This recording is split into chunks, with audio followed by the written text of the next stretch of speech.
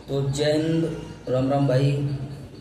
भाई इस वीडियो में आपके लिए बीएसएफ एचसीएम के बारे में बताऊंगा कि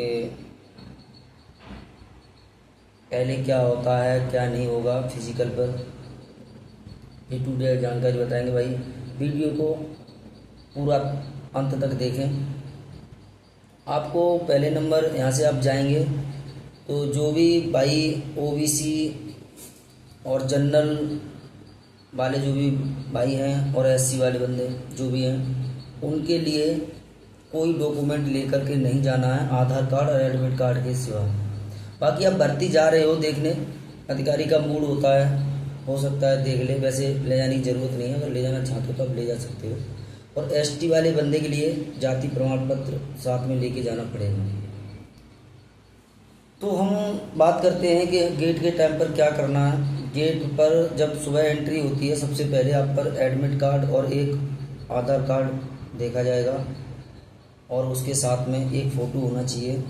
जो एंट्री होने पर आपको चिप दी जाती है, चिप बांधने पर वहीं एक फॉर्म दिया जाता है, उस फॉर्म पर आपको एक फ़ोटो लगाना पड़ता है।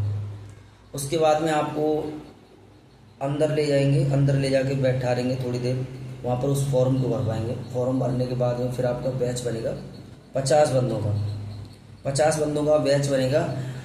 50 बंदों का बैच बनाने के बाद में ऐसा कुछ भी नहीं है कि जैसे कि आप ऐसे सोचो 50 बंदे खड़े कर लिए एक बार में ही और आर्मी की तरह गो कर दिया, ऐसा कुछ भी नहीं है। वहाँ पर क्या होता है, 10-10 की लाइन लगती है।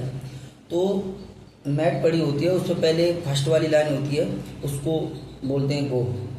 तो पहले वो लाइन निकलती है, फिर उसके बाद दूसरी को निकालते हुए तीसरी की, फिर चौथी, ऐसे 5 से 10, ऐसे कर 5 लाइन लगाते हैं, मतलब 10-10 की। तो 50 बंदे दौड़ाते हैं। जब तक आपका मैट पर पैर नहीं पड़ेगा तब तक आपका टाइम चालू नहीं होगा। उसके बाद में आपको क्या नाम है, 1600 मीटर दूरी तय करने के लिए आपके लिए 6 मिनट 30 सेकंड का टाइम दिया जा रहा है। अब कुछ लोग ये बोलते हैं कि भाई ज़्यादा थी या वो थी, ऐसा कुछ भी नहीं होता। क्योंकि ज़्यादा जैसे आर्मी की जो भर्ती होती है टीए की, जिसमें आपको गोला बड़ा भी हो जाता है छोटा भी हो जाता है, उससे क्या होता है कि जो अंदर की ओर दौड़ते हैं उसके लिए थोड़ा छोटा पड़ता है, मतलब फिक्स 400 का पड़ता है। और आप थोड़ा भी उससे हट कर के दौड़ेंगे एक साइड को, अगर आप एक हाथ तक हट गए तो आपको कम से कम मान लो 10-20 मीटर ज़्यादा पड़ेगा। वो तो एक मान लो ऐसा होता है कि उसमें चिप नहीं है आपके पैर में, जब चिप बंधी हुई है तो आप ये अंदाज लगाइए कि आपको ज़्यादा कहाँ दौड़ाया जा रहा है। तो मेन चीज़ आपको क्या है कि जो बंदा प्रैक्टिस यहाँ अगर 6:30 में भी मान लो कर रहा है जो भी भाई, तो वहाँ जाके आप 6 मिनट तक निकाल सकते हैं। तो ज़िंदगी दाव पर लगी होती है उस दिन के लिए। आप क्या है, एक ही दिन तो दौड़ना पड़ता है भाई, उसी के लिए हम प्रैक्टिस करते हैं इतने दिन से। और अगर हम ना दौड़ पाए तो किसी ऐसा एक चीज़ और होती है कि उसे कम मतलब टाइम कम करने के लिए एक चीज़ करना पड़ता है कि किसी बंदे को आप पकड़ के चलो। आप ये देख लो कि मैं इससे 5 या 10 सेकंड पीछे रहूँगा, बस उसको कवर करके चलते रहो। तो उसके चक्कर में आपकी 5-10 सेकंड तो ऐसे भी घट जाती हैं, समझ रहे ना। उसके बाद में जब रेस होगी, रेस में जो क्वालिफाई होंगे और डिसक्वालीफाई होंगे, उसके बाद में वो क्या करते हैं, जब वहाँ से उनका रिजल्ट निकल के आता है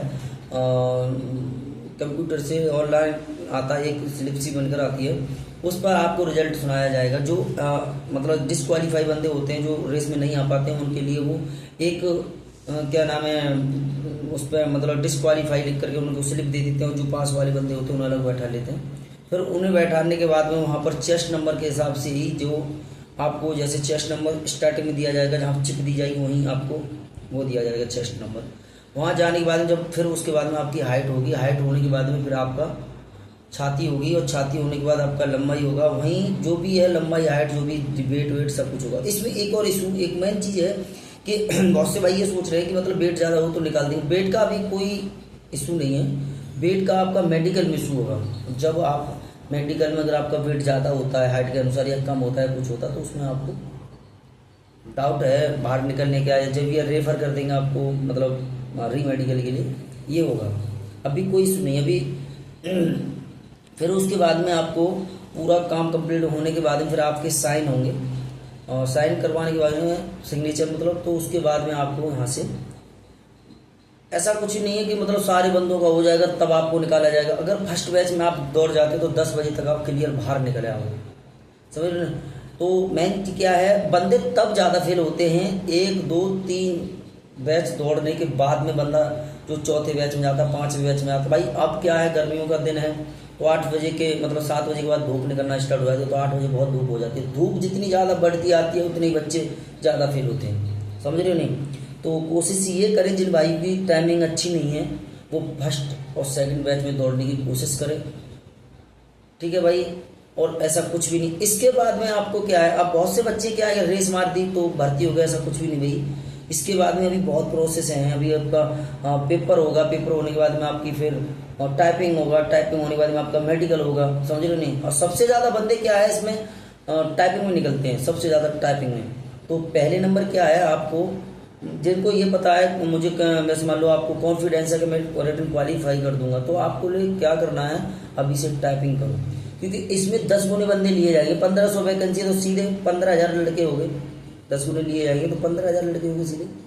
तो 15,000 बच्चों को पास किया जाएगा, बल्कि 20,000 तक की बात करो। पास करने के बाद फिर टाइपिंग में बंदे निकलेंगे। एक इंग्लिश की टाइपिंग करना तो बहुत सरल है, मानता हूँ इस चीज़ के लिए, बट हिंदी की जो टाइपिंग है उसको करना बहुत कठिन है।